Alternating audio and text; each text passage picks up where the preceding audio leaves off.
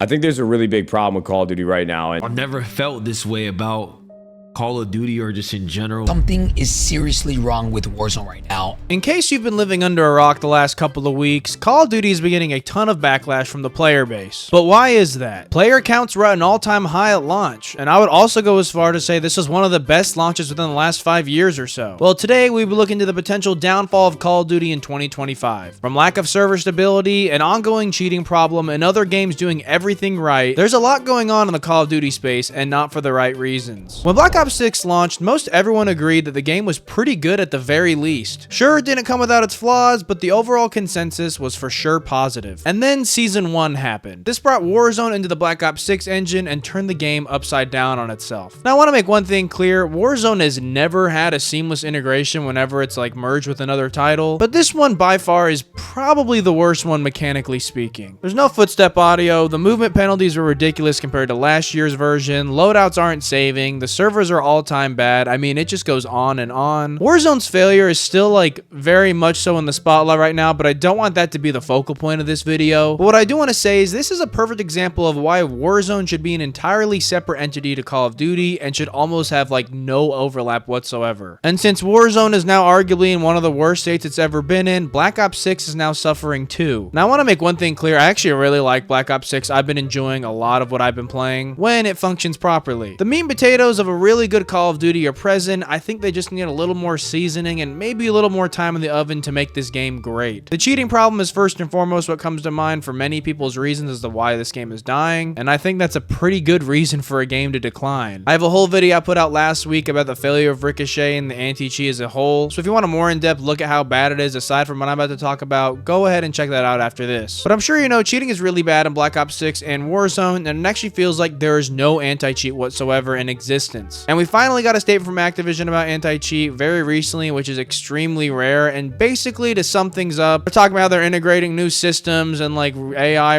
performances and review and whatnot. But the bad thing is these systems won't go into effect or like be fortified until Season 2 or 3, which is like at least 2 months away basically. And that's assuming they make this deadline. I really have no faith in this. I wouldn't be surprised if it's like Season 4 or like end of Season 3 probably, meaning we're probably gonna have this same cheating issue until then, which by then, I mean, Call of Duty could be in a really bad spot, more worse than it already is rather. Aimbotting,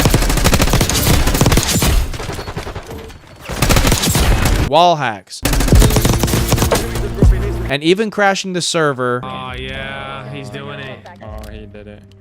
Yeah, that's it for me, fella. Bro. Are all just part of the Black Ops 6 and Warzone ranked experience right now. And I'm not even going to bring up shadow bans in this video. That's just an overarching issue for this game entirely for a while now. But if you want to hear more about that, check out my anti-cheat video. But if you're aware of shadow bans, you would know that this makes the cheating situation even more insulting to players. Now, cheating is terrible. I'm not trying to undermine that this is not a really big problem with the game right now. But I do want to say, I think a lot of streamers and like content creators are blowing it out of proportion just a little bit. It's really prominent and ranked more so in the higher ranks, and majority of players really aren't going to be encountering cheaters near the same caliber as these content creators and streamers are. So yes, it is a big problem and it needs to be taken care of as quickly as possible, but I don't think it affects as much people as people are making it seem. But sort of cut from like the same vein as the cheating issue is the server stability, which is what I want to talk about next. I want to start off with an insane statistic about Call of Duty servers. Call of Duty operates at a 60 Hz tick rate, meaning it tracks where you, your opponents, your bullets, explosions, and everything happening in the server 60 times a second. Well, apparently it's supposed to be 60 Hz, but it really actually operates at 20 Hz, meaning 20 times a second, which is a third of what it should be. Now, these numbers may not mean anything to you, but to put in perspective, Valorant operates at a 128 Hz tick rate. So assuming we're actually operating at the 60 Hz, mind you, there's actually a lot of evidence supporting that we're at the 20 Hz. Even the best case scenario for Call of Duty, we are still sending information to the Call of Duty servers at less than half the speed of games like Valorant. Now, Warzone is confirmed to 100% be at a 20 Hz tick rate, which taking what we just talked about is comedically low. And I understand like battle royale games, there's like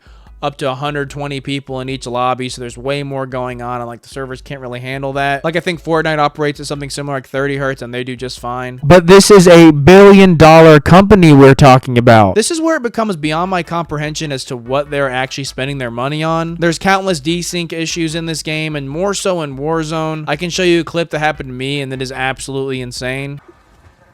Here. Yikes, he's one shot then. Oh my gosh. I'm way behind this. Bro, how is he downing me? He's coming. I'm way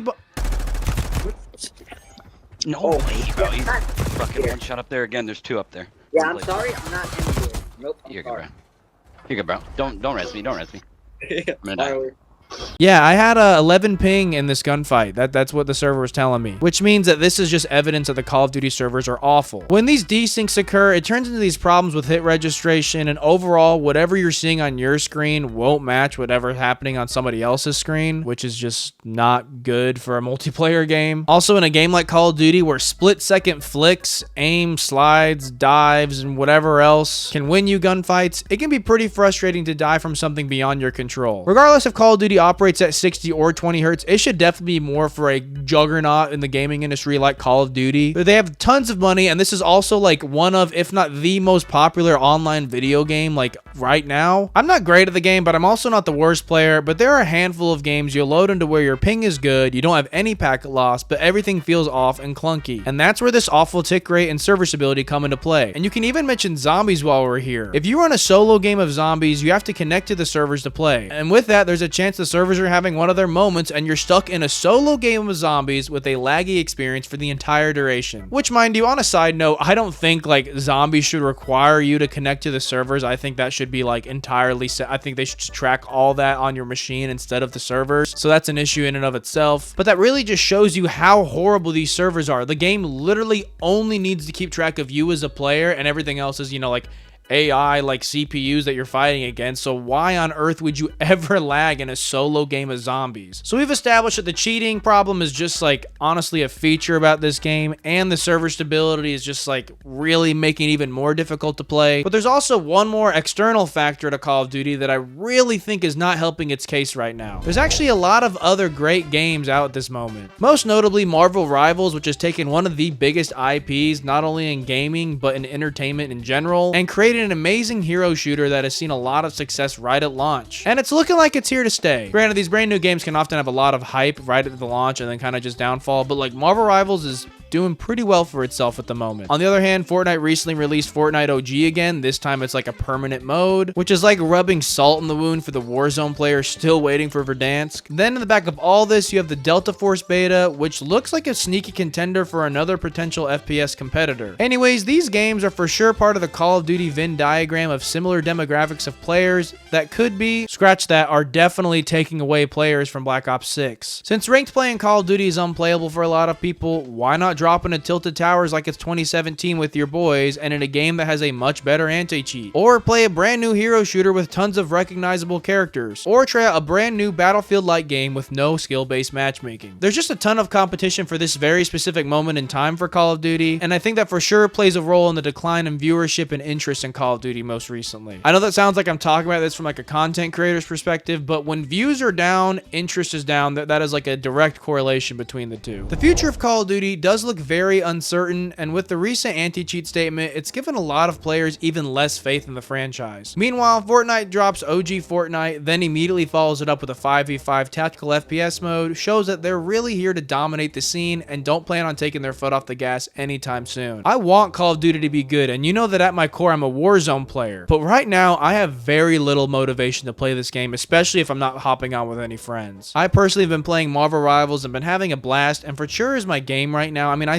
not going to say like I don't play Call of Duty anymore, and this could be a new media high, but I know that I'm not alone in saying that Marvel Rivals is pretty dang good. I want Call of Duty to be good. I really do. I know there's a lot of people who like weirdly prey on the downfall of the games that they play, which I think makes absolutely no sense, and I really do hate making this like negative content. I think this Call of Duty is good. I would even go as far and say it's like great, like for sure one of the best releases in the last like 8 years, but it's the server and cheating issue that's really making this game difficult to play. And I'll go ahead and sprinkle Warzone as well. I mean, like, Warzone's just at a really weird state and not very enjoyable to play whatsoever. But these things can be fixed. I mean, like, I don't think like we're dead in the water here. I think it's going to take a lot of time, more than I would ever like like to accept. Aside from those things, I mean, I think Zombies is in a really good state right now. Citadel des Morts is a really good map, and they're seeming to, like, you know, keep things fresh. They're even adding like little LTM, so like the Zombies might get a little stale here because we're not gonna get a map for like another month or two, probably even longer than that. But the content we have is good. And again, I cannot stress this enough. A lot of players probably aren't even gonna deal with these cheating issues that people are blowing out of proportion. Servers, absolutely, that is something that is totally game ruining and really bad for players. But to the casual and average player, the amount of cheaters they're actually gonna encounter is not even remotely close to what these like streamers are making it out to be. For the streamers and like the Crimson and like iridescent players, yes, that is absolutely an issue that needs to be fixed. But for the casual, really probably not as much of a big a deal. Verdansk and Avalon could do a lot for Warzone, but that's a pretty far ways away from now as well. I'll still play Black Ops 6 and maybe some Warzone here and there, but Marvel Rivals is just honestly a better game at the moment. So if you're feeling cheated by Black Ops 6, quite literally maybe, go play something else. You're not married to this game. I think it'll recover, but the rest of Season 1 really just has nothing left for me. Like I said, I don't like making these kinds of videos, but there's just like too much to talk about right now. I figured I'd give my 2 cents and maybe like give you all some hope. But like I said, go check out my anti-cheat video, join my Discord if you're feeling crazy, and if you liked, leave a like. If you didn't, leave a dislike, and thank you so much for watching.